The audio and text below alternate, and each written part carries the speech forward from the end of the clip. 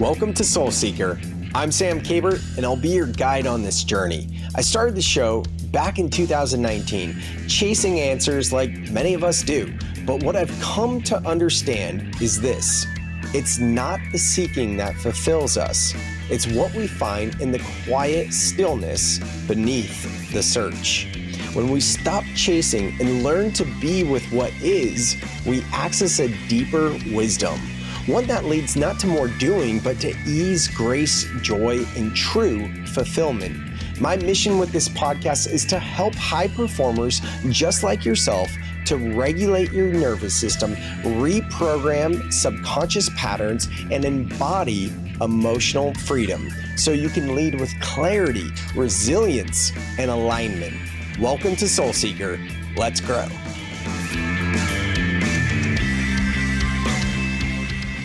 What is up, fam? Welcome back to another episode of the Soul Seeker Podcast. I am your host, as always, Sam Kabert, and it's always such a pleasure to connect with you guys and introduce you to sometimes influencers, other times friends, and other times just interesting people that I want to connect with, right? We have all of the above. In this episode, I'm interviewing my friend, Alexus Rae. She's absolutely incredible. We connected in the fall of 2024 through NLP Master Practitioner training. I mean, that was like a boot camp.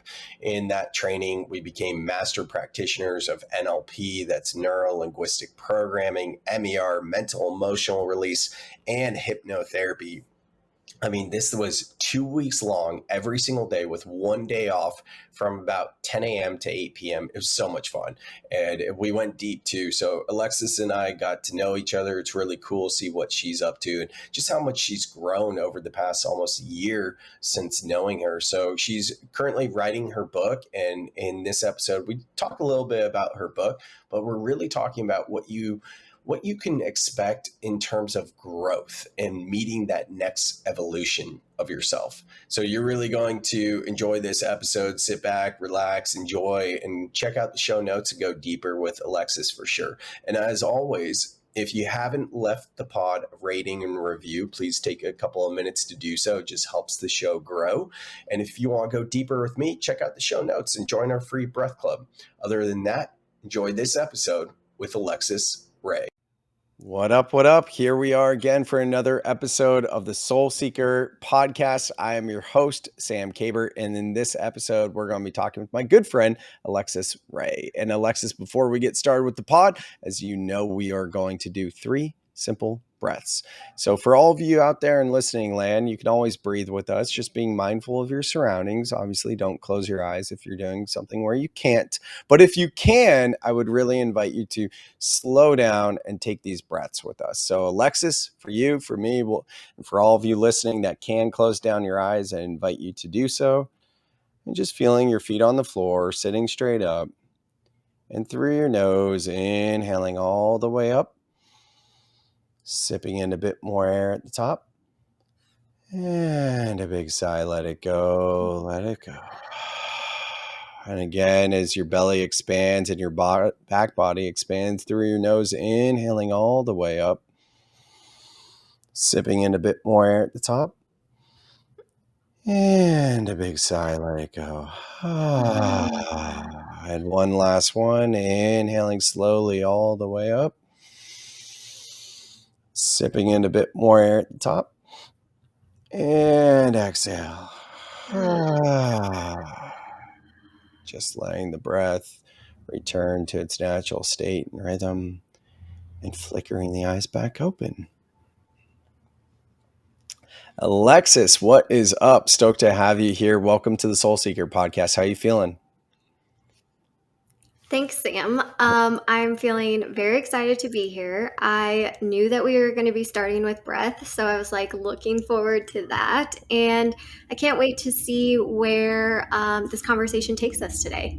Same here. So let's jump straight into it. You're in the thick of writing your book. I'm so stoked to hear about this. Your book's Evolving You. That's the name, right? Yes, that's the name. I'm still working on, the subtitle, but that's the premise. Personal evolution. I think that's good. Like obviously I've written a lot of books and usually I'll have an idea of like what the subtitle is or the title is, but not being married to it. And just because we are diving straight into this, like this is your first book. That's right. Right. Which I Yeah, mean, this that was in itself is amazing. thanks. First book from start to finish. Truly, I attempted to start writing this book in 2022, Mhm. and then life wasn't ready for it yet. I wasn't Mm. ready for it based on everything that happened. And now here we are basically 3 years later, and it's the journey of the last 7 years of growth in my life, everything I've learned in between there, um, to help people get to where I am today faster. I think that's a really good point when you're saying like it wasn't ready yet. And I'll just share real quick like the first three books that I wrote, I was very much in the thick of my masculine doing energy. And I wrote all three in less than a year. And then after Mm. that, that's when I had my rock bottom and, spiritual awakening, all that. And I had the message of this next book being soul life balance. And then within a few months, the lockdowns. So I'm looking around and I'm like, all right, time to write my next book. And it wasn't until like a very close friend of mine reflected back to me and was like, "Hey, Sam, maybe it's time for you to slow down a bit." And I realized that I needed to really learn the lessons of the book in order to write the book. And it took me about 3 years until I started writing it. So that's probably similar to what you're experiencing, right? Or what you were. 100%. So when I first started writing the book, it was about 2 years after my version of the rock bottom that you just mentioned. Hmm.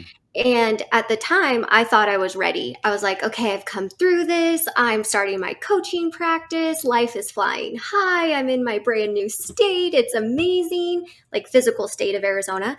And then I just got knocked back. Like, chronic migraine took over my life again in not again for the first time. It took over my life in September of 2022. Changes in career continued to happen, and so I knew that this book was on my heart, but like everything else was still not established. And what you just said is so true, and I know you're a speaker as well. I had one mentor tell me once that we can't share what's still baking. Like, Mm. we're still baking. The lessons are still baking. We're still becoming everything that we're ready and want to teach, but we can't quite start sharing that yet until we're fully baked. And it took me a little while to be patient with that. I was like, okay, clearly this book thing isn't working. I had two different ideas, I had different philosophies, even from what I'm working with today. Mm. And it did take the journey of becoming more of what I was teaching to now fully be able to communicate it and share. Yeah, embodiment is what we're talking about, right? Totally. Yeah, that's been a big theme for me this year, really focusing on embodiment. And, we'll get into the NLP stuff since we're both like, that's how we met through NLP and the values and things like that. And values have always been a big part of my life, maybe not in the way NLP teaches it, but I think it's as simple as just looking at like, what do we value? And if we're not embodying those things, then things aren't falling into place. But then when we start to embody the things that we value most, it's like everything just falls into place. It just clicks. Mm-hmm. And I love how you say value, because having values is something that I didn't feel like I started discovering until I was in NLP training. Like, I knew I always had values, and depending on whoever's listening's exploration of human potential, we all know that we're being guided by some internal, like, kind of right or wrong, some just, some like, oh, maybe this, maybe not, maybe that.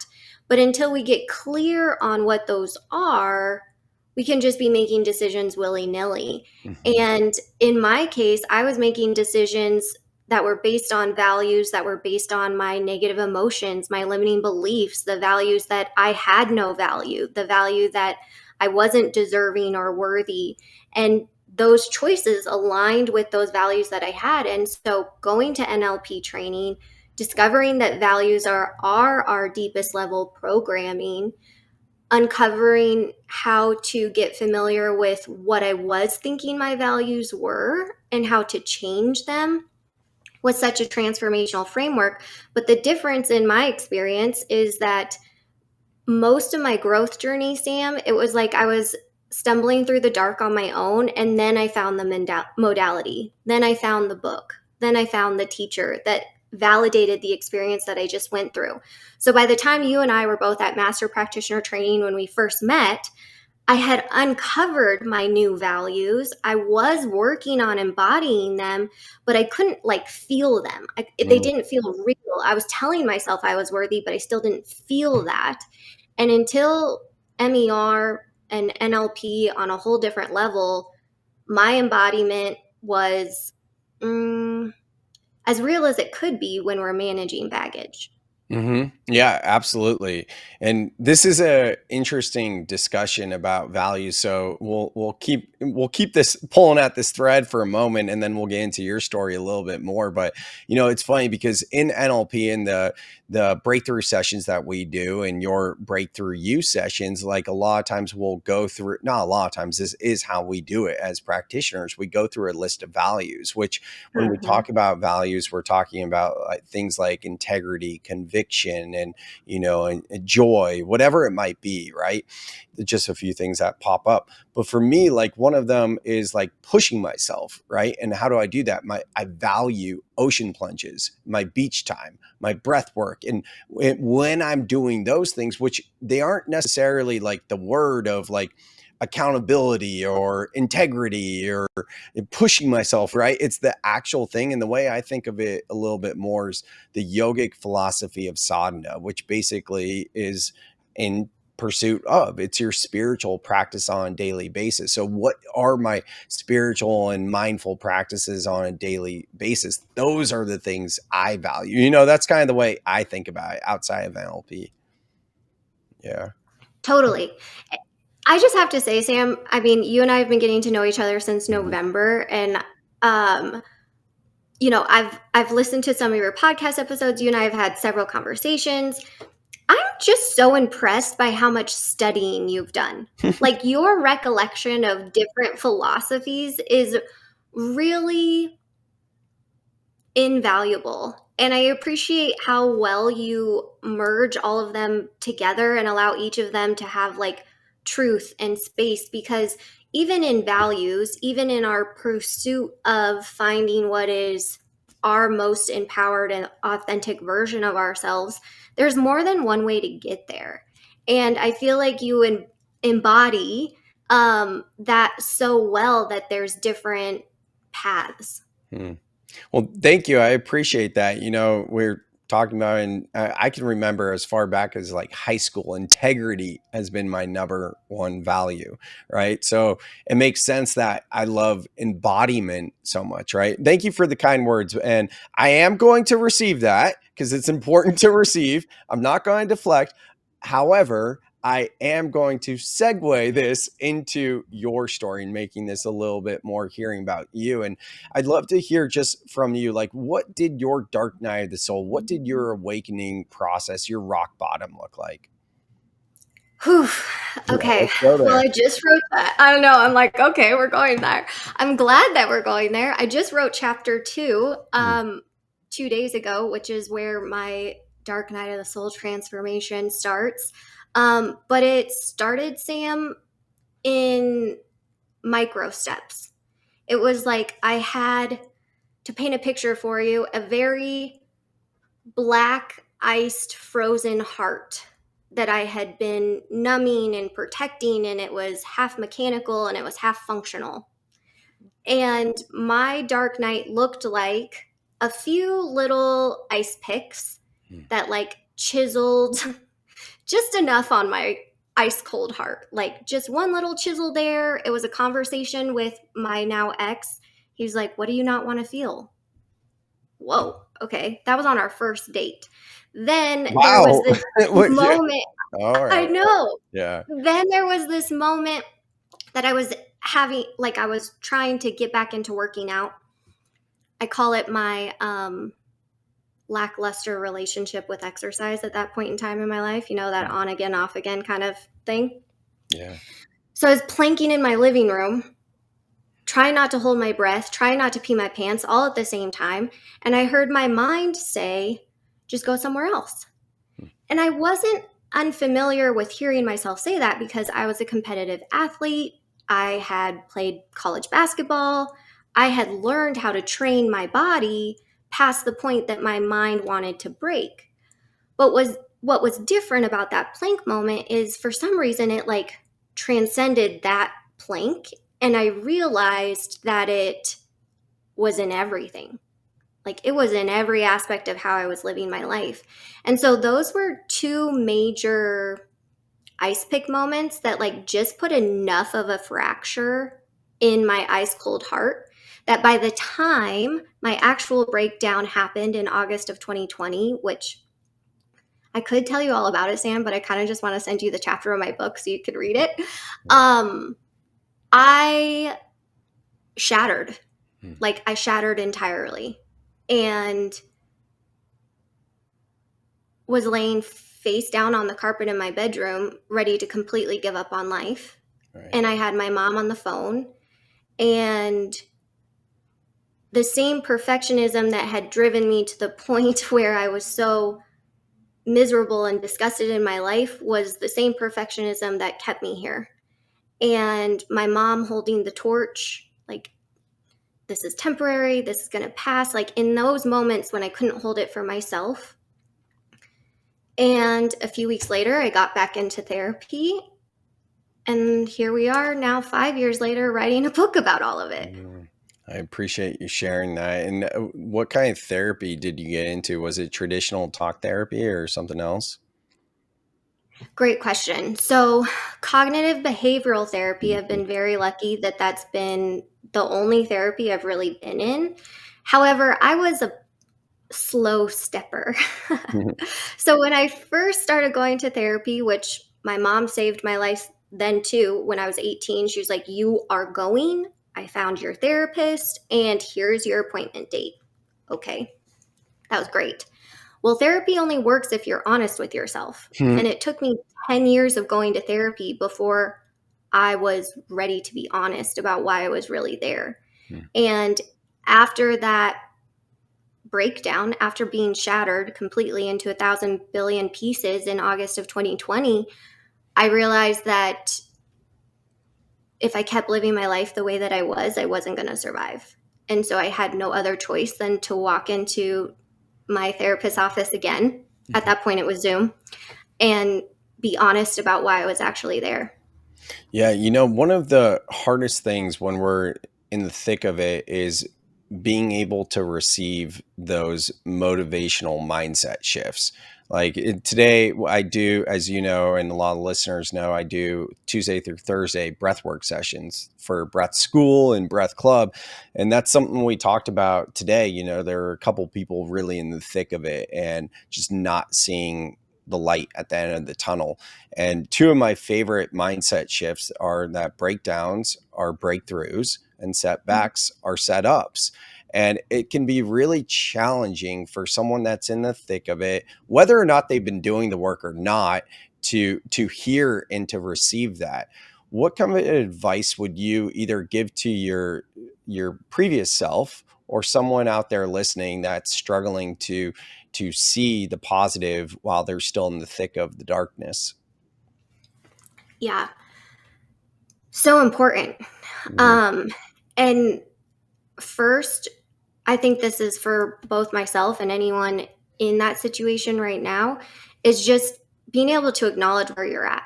I think there's real power in saying out loud, like, I do not see the light at the end of this tunnel.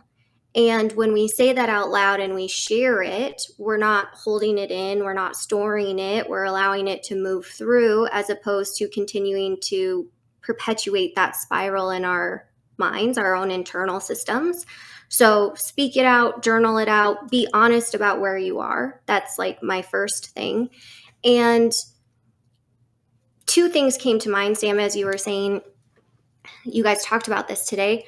My first is that when you can't look forward, do yourself a favor and just look back. Like Like, just remember how far you've come, like where you were a year ago compared to this dark moment that you're in right now, or where you were 6 weeks ago, a month ago. Like, it doesn't have to be far, or it can be far, but just look back at how far you've come and acknowledge that distance.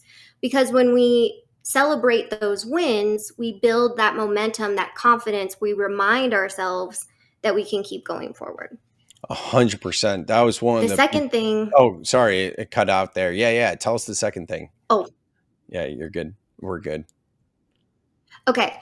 The second thing, real quick, is just, now we're delaying, but that's okay. Yeah. The second thing is that you write it out, you speak it out. So I guess this is the third. Okay, let me just recap. First, write it out, speak it out, acknowledge where you are. Second, take a look back at how far you've come. Acknowledge your progress, celebrate your wins, give yourself credit for everything that you're handling right now and how well you're doing it differently compared to how you would have done it in the past. And then third, ask for help. Talk to someone, talk to your family. Like, I have been extremely fortunate, and I know that this is part of the privilege of my life, to be very close to both of my parents. And each one of them, when I need it the most, can tell me what I need to hear, not what I want to hear. And having people around you like that in those moments when we're in our own spirals that can hold up the mirror and kind of help snap you out of it. Maybe it doesn't always feel good, but we need it. Helps. Yeah, and I like that you mentioned hold up the mirror, mirror work, not looking into a mirror, but seeing others as a reflection of yourself to find your blind spots is so impactful. And what you were mentioning before about like other times in your life, yeah, that was something that I mentioned earlier too. Like, find those other times in your life when you've hit that rock bottom. And now upon reflection, you can see those breadcrumb trails that how it actually set you up for something that is better than you would have ever imagined in a lot of ways. But we, to your point, need to surrender first. We need to get to that state of acceptance. And speaking of acceptance, I'd love to hear from you a little bit more in terms of your journey when you hit that most recent rock bottom. Like, what did it look like specifically for you in terms of being like a high achiever and being in your doing and things like that? Hey, it's Sam. Can I share something real quick that I think might actually help you? If you've ever felt overwhelmed by your emotions, like you're doing all the right things, yet you still feel off, it's not because you're broken. Most of us were never taught how to feel in a way that actually helps us heal. That's why I created Breath Club, a free community where I guide weekly breathwork sessions to help you regulate your nervous system, process emotions, and return to clarity. We use something called the 90-second reset, a simple, science-backed practice that shows how fast emotions shift when you allow yourself to feel them fully. You'll get access to live calls, a community, and on-demand breathwork exercises to reset anytime. No pressure, just an invitation to feel safe in your body again. Links in the show notes if you want to join us. Whew. Oh, that's a loaded question, Sam. Okay.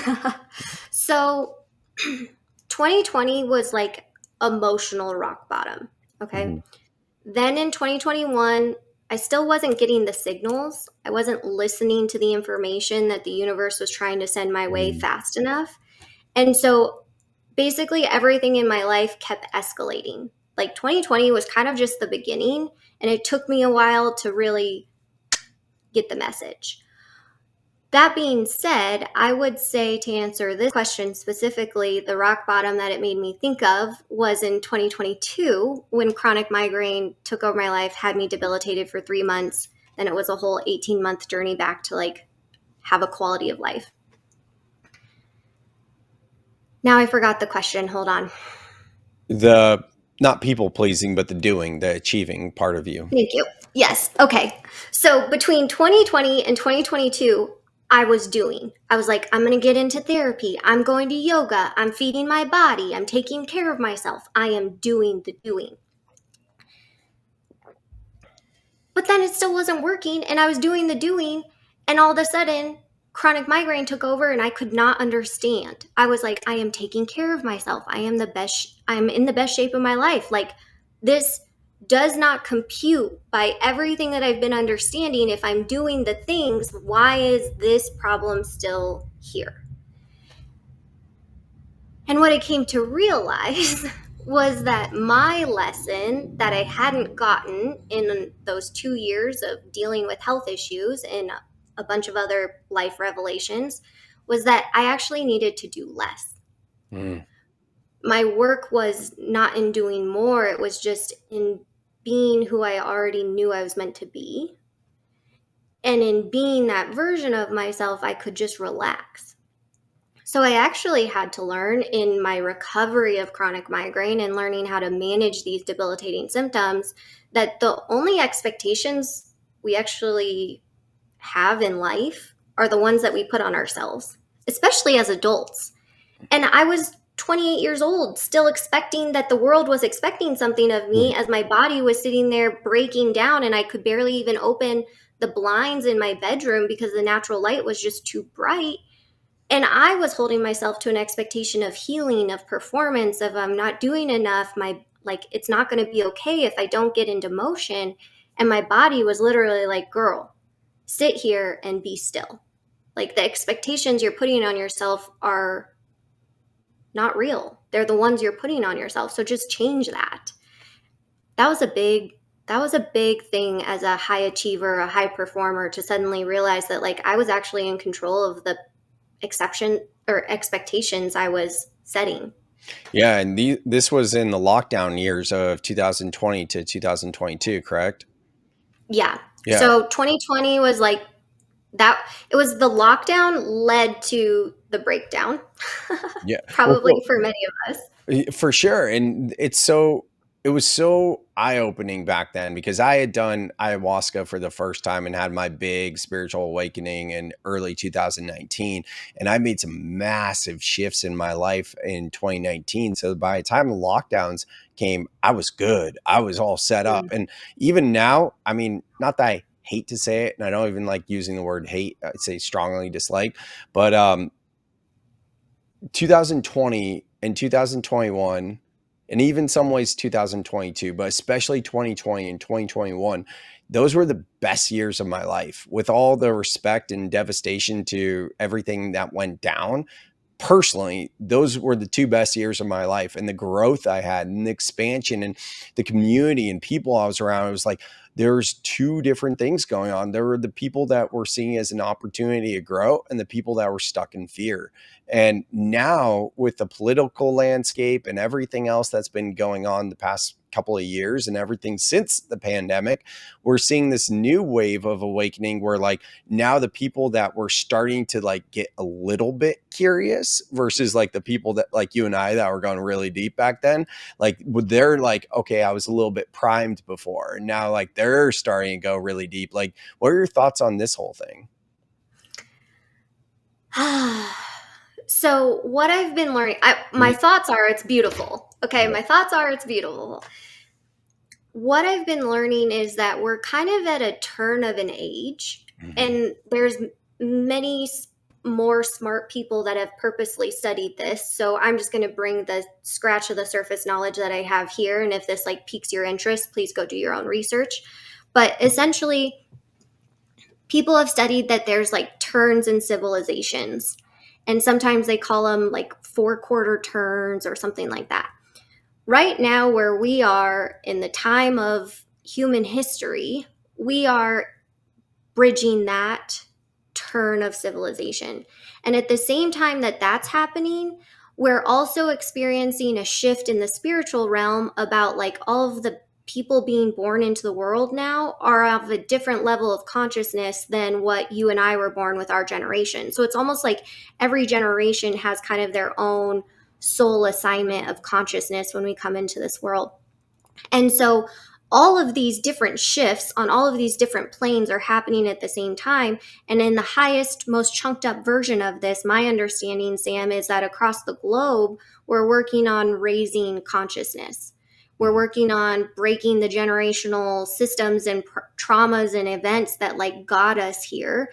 And the more of us on earth that are actively doing this conscious work to design our life and to feel good in the choices that we make and to do it authentically with this purpose that's calling to us, it's serving the greatest good.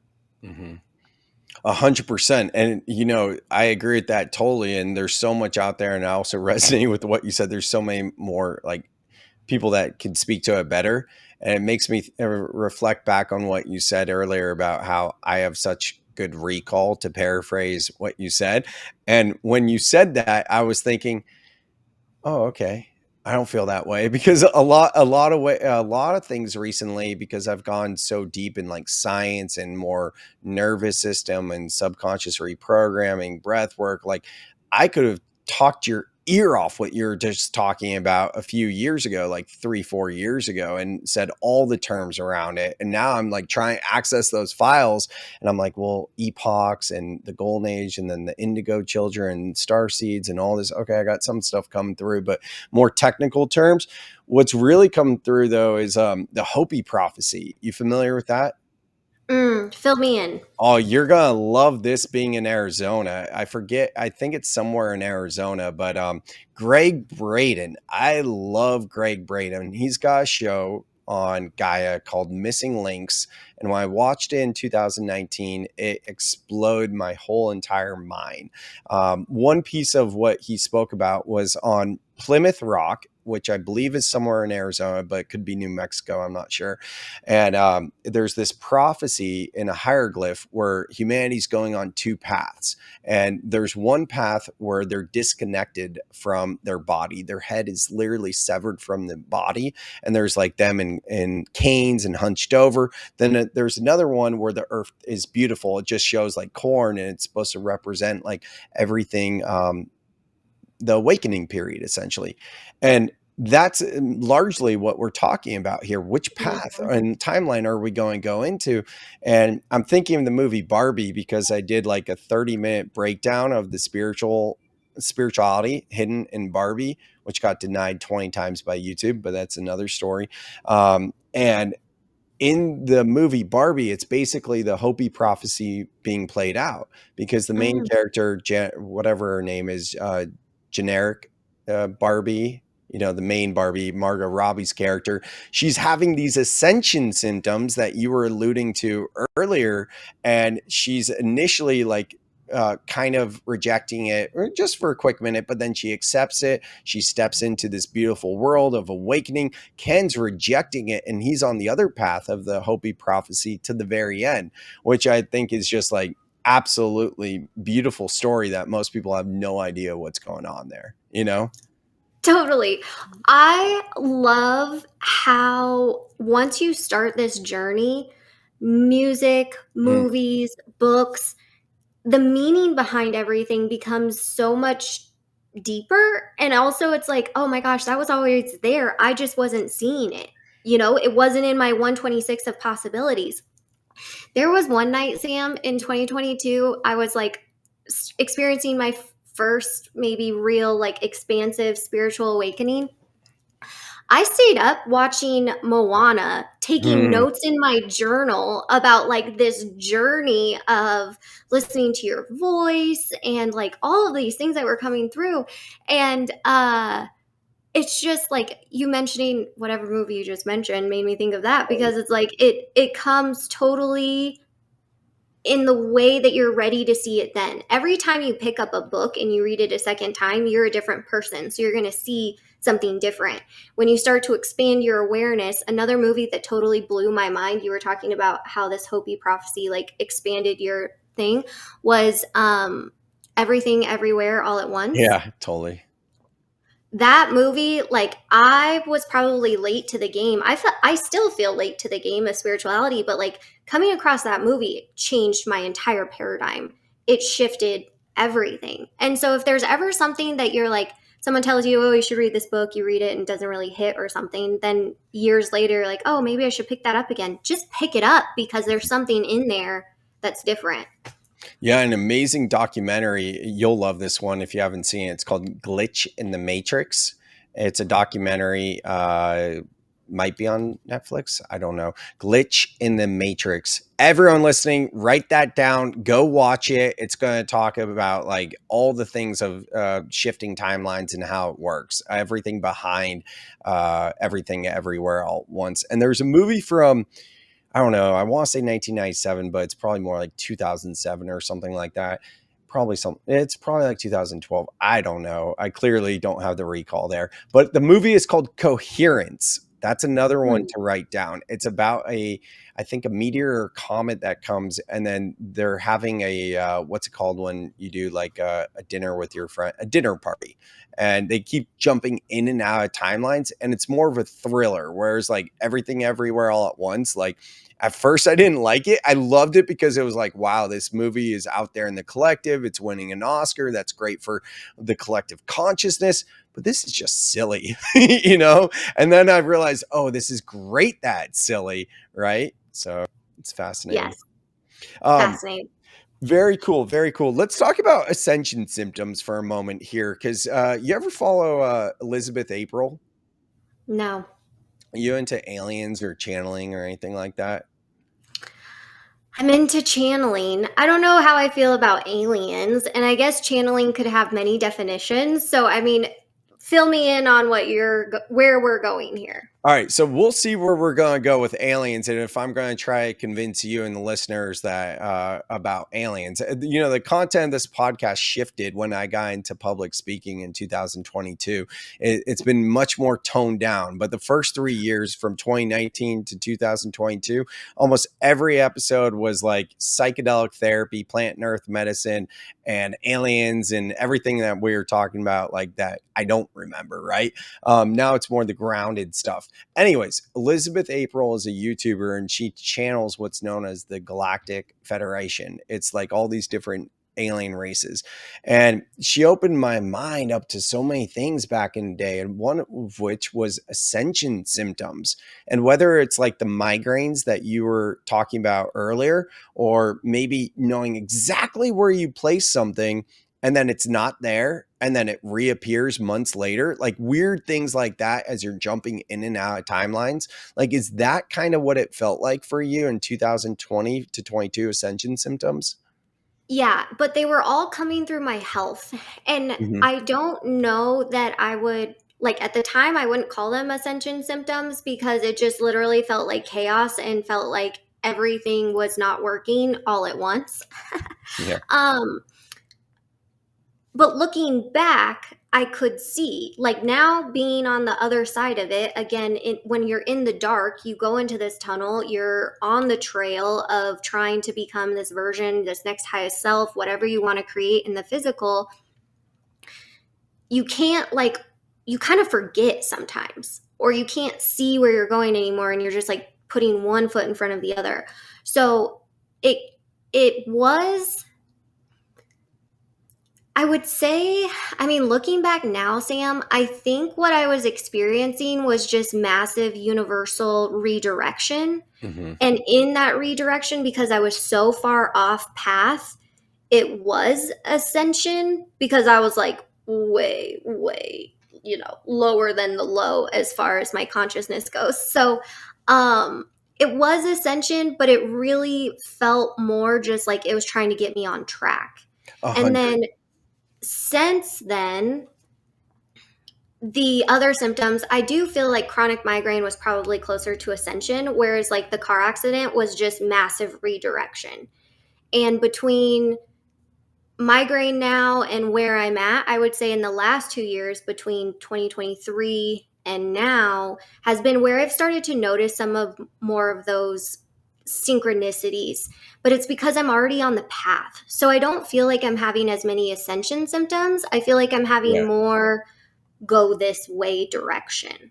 Exactly. Yeah. I mean, it's all terminology and how we want to look at it, right? If someone listening's, you know, not into woo, spiritual, esoteric, it's going to align more of like a grounded outlook. If someone's more into the woo, then you're going to be like, oh, it's an ascension symptom. But we're all like saying the same thing here, right? Because it is getting us back on track. Like even that car accident, you know, how many times does someone need to get a flat tire and then have something else deflated and then this deflated in a matter of 3 weeks to understand, like, hey, there's a message being communicated to you here? And we can look at it that way and also be like, oh, it would be a part of ascension because it's to raise our vibration, our energy as we are ascending upward. So all of it kind of speaking the same thing. But I've found recently that a lot of people are really resonating with that and need to hear the message, or the message that, hey, this is happening for you. And that's why those things are happening with you, you know? Pause. You're holding your breath again, aren't you? You know, most high performers don't need more doing. They need a nervous system reset. I'm Sam Kaber, and I'm a keynote speaker and nervous system coach, helping people just like yourself to reset from burnout and return to clarity. I've worked with organizations and audiences ready to move beyond burnout and into embodying clarity. My keynotes blend storytelling, subconscious reprogramming, and live breathwork experiences that get people out of their heads and back into their lives. If you're planning a conference, retreat, or leadership event and want something that doesn't just inspire, but actually transforms, head to the link in the show notes. Let's make your next event unforgettable.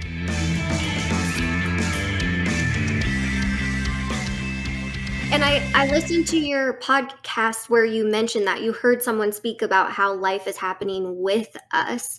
Mm-hmm. And that's the biggest thing, right? Whether you're feeling like you're ascending or whether you feel like it's pure chaos, the question isn't like what do I need to control more in order to avoid this? The question is like, what is this trying to show me? And if you don't get the messages will continue to escalate, like truly. So just, I don't mean to keep talking about it, but I have to. 2020, I had 2 kidney infections. I was hospitalized with both of them. The beginning of 2021, I had COVID. I had long COVID, which I'm still personally reprogramming out of my system. Then I had the car accident. Then a year and 2 months later, I had the migraine. So it was like I was not getting the message. Yeah. And if things keep getting worse, then it's the ultimate opportunity to sit in the power of the pause and really reflect on where in your life these messages are calling for your attention. Yeah, absolutely. In the power of the pause, finding that stillness, realizing that it's not about doing more, it's about getting everything in the internal world back in order. I love it. I love it. I know we're both like really big into emotional health, but I'd love to hear from you because for years, you know, I would consider myself a mental health advocate, but I don't think it really clicked for me till like 2, maybe 3 years ago that we're all missing the boat on mental health. It's a mental and emotional health, and arguably emotional health is even more important than mental health.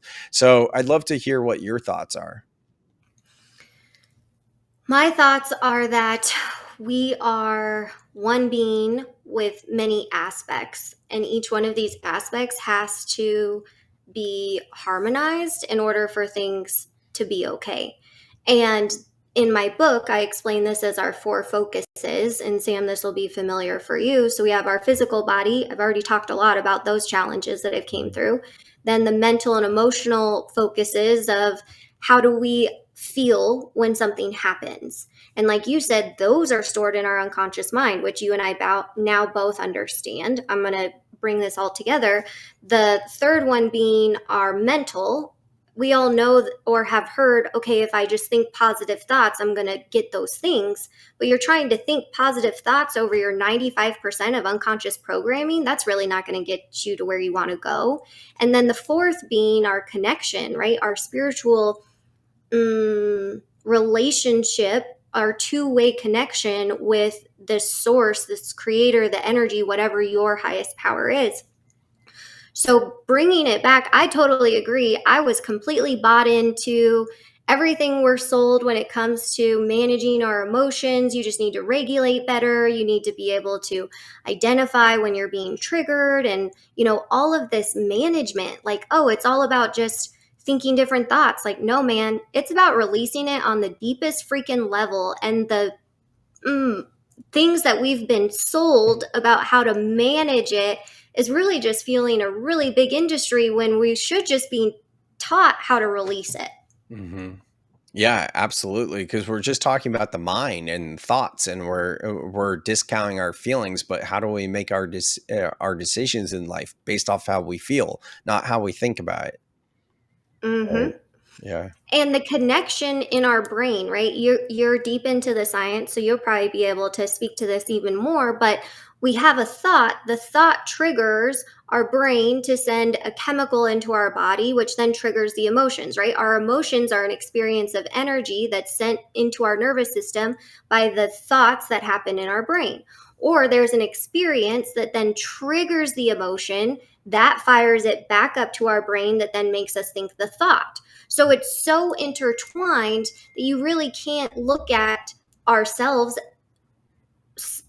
separately. You can't isolate them. Same for the physical body, same for the spiritual body, because the messages that we're supposed to be getting with the mental and emotional aspects of ourselves comes through our body. Mm-hmm. It's all together, So talk with us a little bit more. I know you're still in the writing process, but if you have your outline, at least as of now, like how all of this is like playing into your book. Oh my God, it's so good. I mean, so we're on the last rewrites. My deadline is June 30th. So like Oh, by wow. Monday, I will have my book done. This is the third rewrite. I'm in final revision. So like it's pretty solid at this point. And to answer your question, how it all works in and together is I'm sharing everything about these four bodies that I've personally experienced in the last 7 years of my own growth, and everything that I've come to study in that time, which includes mental and emotional release, which includes MER. Like you heard me say, I was in therapy for 10 years before I got honest. I know what the traditional track is, and I've lived it. I share that in the book. And then I also share, like, here's the thing that actually no one's telling us. Mm-hmm. Yeah, that's awesome. So kind of the process of your breakthrough you sessions then? Yes. And it's the process of our evolution across all four focuses. Mm-hmm. So, a breakthrough session is fantastic. It can be where it starts with the mental and emotional aspects of things, but if we haven't built trust with our body to be able to understand our somatic language, the signals that our body gives us that lets us know if we're emotionally regulated or not, or if we're thinking the thoughts that are in alignment with the things, all of that comes with our body. So it's really the progression of our development. And I take us through first our physical relationship, our focus of taking care of ourselves, our container, then go to the emotional, because that's where the next things are trapped, right? Then I talk about our mental, then I talk about our spiritual. Oh, look at that mental third. There you go. Do you, yeah, not to like pick favorites, right? But out of those four, do you have one that feels like really alive in you, or you have any favoritism towards one? And if so, why?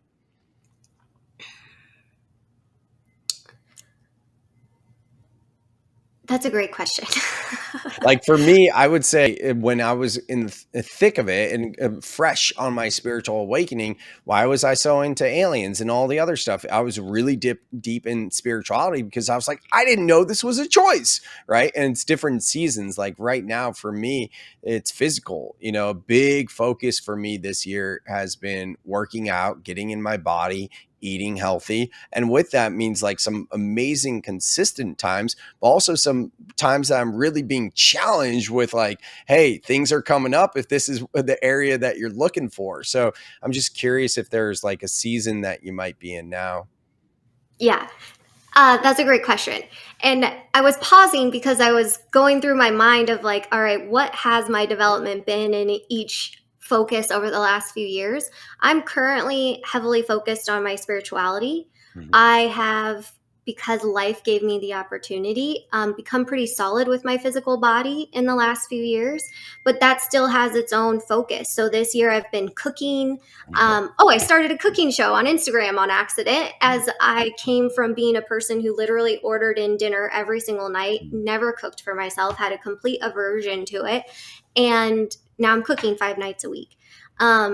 So like each one has its own little focus right now, but I'm currently heavily in my spiritual development.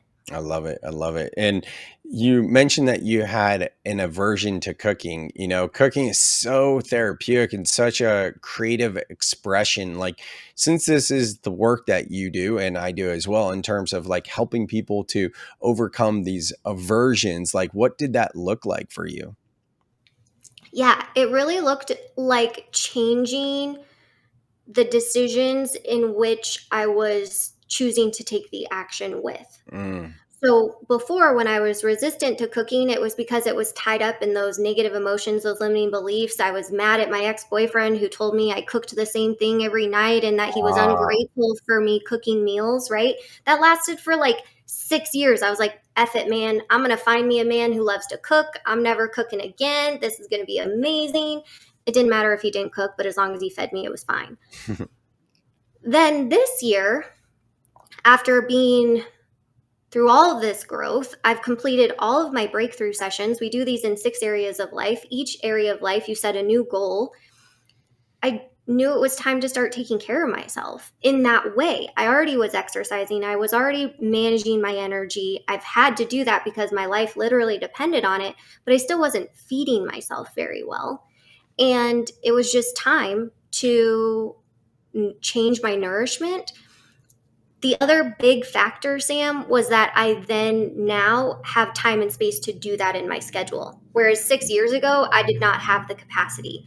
So again, across all 4 bodies, sometimes things get a lot of attention. Sometimes things get prioritized lower on the list. And this year, the things that had been lower on the list, specifically like cooking, now gets to be at the top because everything else is checked off and everything else is harmonized. I have enough space in my mental and emotional ability to regulate my day. My job changed. My priorities are different. So like I can actually prioritize my health. Yeah, it's so important. I mean, we have to put ourselves first. I love it. I love it. This has been awesome. Alexus, when does your book come out? Is it the fall of 2025? Oh, yeah, Sam. Yeah. Okay, so I am dropping it on my birthday, Oh, September 12th, 2025. Here we go. September 12th, 2025. Here we go. Well, guys, I know this one resonated with you. Go to the show notes. You can find all the ways to connect with Alexus there. Alexus, I'm actually going to see you in a few weeks for another training.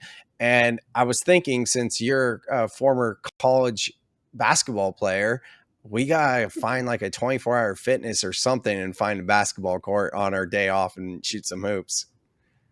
That sounds good. That Yeah. sounds good. I can still drain a 3 from the corner, so watch out. All right, Curry. We got Curry over here. Now, real talk. This has been a lot of fun. Thank you again, Alexus. Any final words on your end?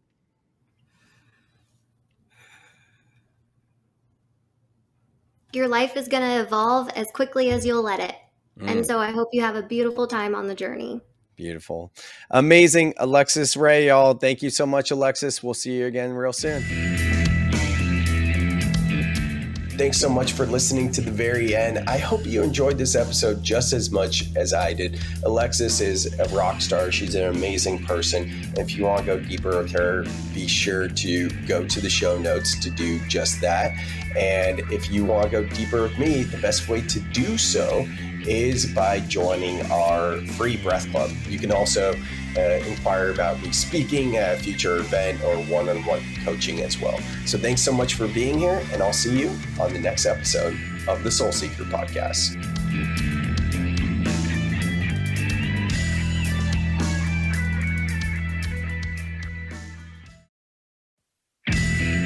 Thank you so much for listening to the very end. I hope you dug this podcast just as much as I enjoyed it. If you got anything at all, please, if you could just do me a favor and leave a 5-star review wherever you listen to this podcast, it helps the show grow. So thank you for considering to leave a review. If you want to go deeper with Soltara or Elan, you can find the links to connect with them in the show notes. And if you want to work with me, the best way to work with me, the easiest way to work with me is the free way, and that's by joining the Breath Club. The link to the Breath Club is in the show notes. And also know that I'm available for one-on-one support, that is coaching and guidance, as well as keynotes and breathwork journeys for conferences and events. Thank you so much, and I will see you on the next episode of The Soul Seeker.